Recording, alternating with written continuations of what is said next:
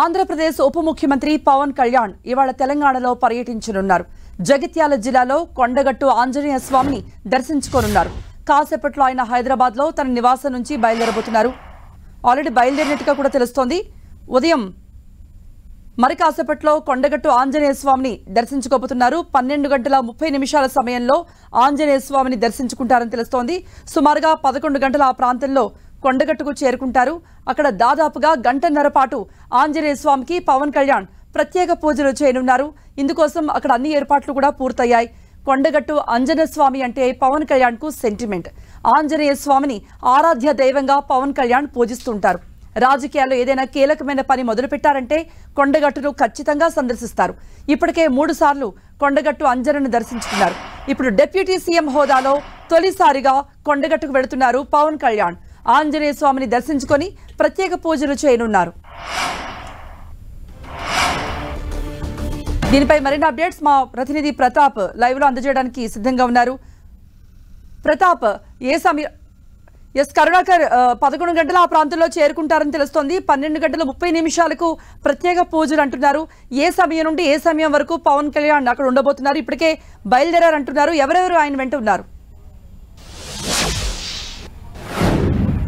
కృపా, కాసేపటి క్రితమే ఆంధ్రప్రదేశ్ డిప్యూటీ సీఎం పవన్ కళ్యాణ్ హైదరాబాద్లోని తన నివాసం నుంచి బయలుదేరారు. ఆయన దాదాపు 12:30 ఆ ప్రాంతంలో కొండగట్టుకు చేరుకునే అవకాశం కనిపిస్తుంది. షెడ్యూల్ ప్రకారం 7 గంటలకే బయలుదేరాల్సి ఉన్న 8:45 ఆయన ఇక్కడ నుంచి బయలుదేరిన పరిస్థితిని మనం చూస్తున్నాం. కాబట్టి 11 గంటలకే ముందుగా చేరుకోవాల్సి ఉన్నప్పటికీ కూడా గంటన్నర ఆలస్యంగా అంటే 12:30కి పవన్ కళ్యాణ్ కొండగట్టుకు చేరుకుంటారు. అక్కడికి చేరుకున్న వెంటనే ఆయన ప్రత్యేకంగా తన మొక్కులు తీర్చుకోబోతున్నారు. ఎందుకంటే గతంలో 2023లో గత సంవత్సరం ప్రత్యేకంగా తన ప్రచార వారాహికి కూడా కొండగట్టు దగ్గరే ప్రత్యేక పూజలు చేసి అక్కడ మొక్కుకున్నారు. ఆంధ్రప్రదేశ్లో తన జనసేన పార్టీ కావచ్చు అధికారంలోకి రావాలని చెప్పి ఆయన మొక్కుకున్నారు. కాబట్టి ఆయన డిప్యూటీ సీఎంగా ప్రమాణ స్వీకారం చేసిన తర్వాత పదవి బాధ్యతలు చేపట్టిన తర్వాత మొట్టమొదటిసారి తెలంగాణ పర్యటిస్తున్నారు. అందులో భాగంగానే ఆయన కొండగట్టులో తన మొక్కులు తీర్చుకోబోతున్నారు. దాదాపు 12:30కు చేరుకున్న తర్వాత ప్రత్యేక పూజలు మొక్కులు తీర్చుకునేందుకు దాదాపు గంట పాటు పవన్ కళ్యాణ్ కొండగట్టు దగ్గర ఉండే అవకాశం కనిపిస్తుంది. ఇప్పటికే పవన్ కళ్యాణ్ పర్యటన నేపథ్యంలో పూర్తి స్థాయిలో కొండగట్టులో ఏర్పాట్లు చేశారు. భద్రతాపరమైన ఏర్పాట్ల విషయంలో కావచ్చు, లేకపోతే ఆలయంలో ఆయన మొక్కులు తీర్చుకునే విషయంలో కావచ్చు, ప్రత్యేక పూజలు నిర్వహించే విషయంలో కావచ్చు పూర్తి స్థాయిలో ఏర్పాట్లు చేసిన పరిస్థితి. అభిమానుల తాకిడి ఎక్కువగా ఉంటుంది కాబట్టి పోలీసులు కూడా కట్టుదిట్టమైన భద్రతలు ఏర్పాటు చేశారు. నిన్ననే పోలీసు ఉన్నతాధికారులు పవన్ కళ్యాణ్ భద్రతకు సంబంధించి కూడా నిన్న ఏర్పాట్లను పర్యవేక్షించిన పరిస్థితిని మనం చూస్తున్నాం. ఇక్కడ హైదరాబాద్ నివాసం నుంచి ఆయన బయలుదేరే సమయంలో కూడా పెద్ద ఎత్తున అభిమానుల నివాసానికి చేరుకున్నారు. ఆయన వెంట పెద్ద ఎత్తున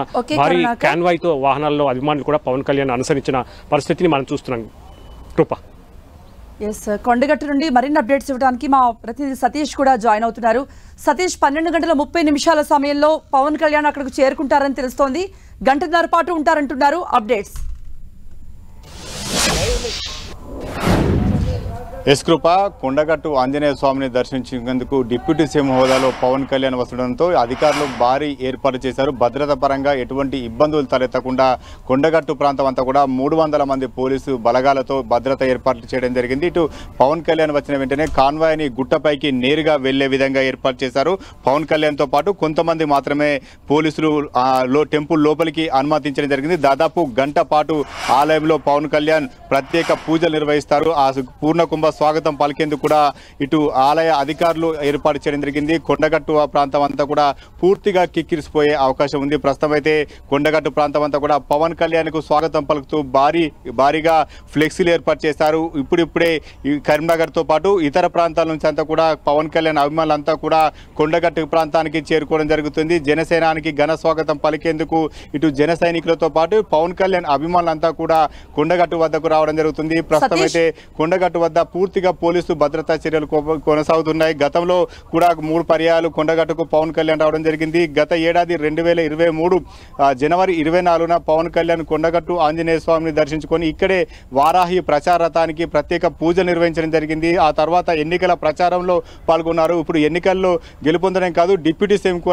అయ్యాడు కాబట్టి ఈసారి మొక్కులు తీర్చుకునేందుకు పవన్ కళ్యాణ్ వస్తున్నట్టుగా భావించవచ్చు. కొండగట్టు ఆంజనేయ స్వామిని ఆరాధ్య దైవంగా పవన్ కళ్యాణ్ పూజించడం జరుగుతుంది. కొండగట్టు ఆంజనేయ స్వామి అంటే ఒక ప్రత్యేకమైనటువంటి అభిమానం ఇటు పవన్ కళ్యాణ్తో పాటు మెగా ఫ్యామిలీకి ఉంది. కొండగట్టు ఆంజనేయ స్వామిని దర్శించుకోవడం ద్వారా అనుకున్నటువంటి కోరికలన్నీ ఇక్కడ తీరుతాయి కాబట్టి ఇటు రాజకీయంగా కూడా చాలా మందికి సెంటిమెంట్గా కొనసాగుతుంది. పవన్ కళ్యాణ్ కూడా ఇప్పటికీ ప్రజారాజ్యం పార్టీలో ప్రచార సమయంలో విద్యుత్ షాక్ గురయ్యాడు. ఆ ప్రమాదం నుంచి తప్పించుకొని ప్రాణాలతో బయటపడిన సందర్భంలో కొండగట్టు ఆంజనేయ స్వామిని కాపాడాలని చెప్పి భావించి అప్పటి నుంచి కూడా సెంటిమెంట్గా పూజించడం జరుగుతుంది. ఇప్పటికీ 3 పర్యాలు పవన్ కళ్యాణ్ కొండగట్టు ఆంజనేయ స్వామిని దర్శించుకోవడం జరిగింది. ప్రత్యేక పూజ నిర్వహిస్తారు.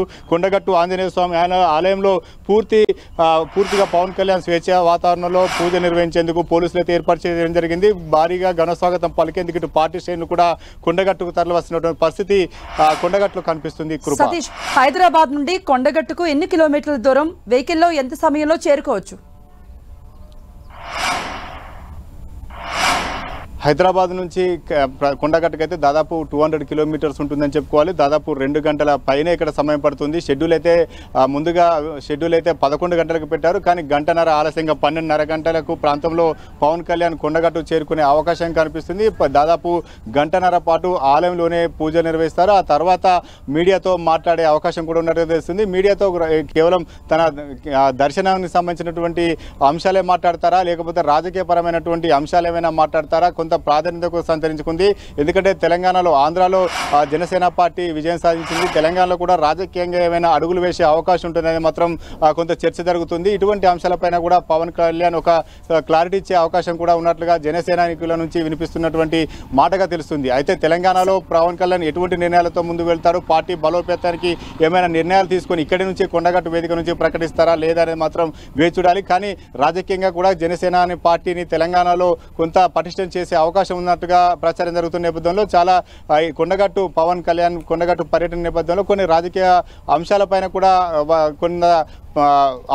కూడా తన ప్రసంగం ఉంటుంది. తన రాజకీయంగా ఎటువంటి ముందుకు వెళ్తారని చెప్పి అంశాలపైన కూడా పవన్ కళ్యాణ్ ప్రస్తావించే అవకాశం ఉన్నట్లుగా తెలుస్తుంది. మొత్తానికైతే జనసేనాని కోరుకున్న మొక్కులు తీరడం, అదేవిధంగా డిప్యూటీ సీఎం లో ఆంజనేయ స్వామిని దర్శించుకోవడంతో ఇటు ప్రత్యేకమైన పూజలకు దాదాపు గంటన్నర పాటు ఆలయంలో ఉంటారు. ఆలయంలో పూర్తి పూజలు నిర్వహించే వరకు కూడా జన సైనికులతో పాటు కొంతమందిని మాత్రమే లోనికి అనుమతించారు. ఆ తర్వాత మీడియాతో మాట్లాడే అవకాశం ఉంది. కృప.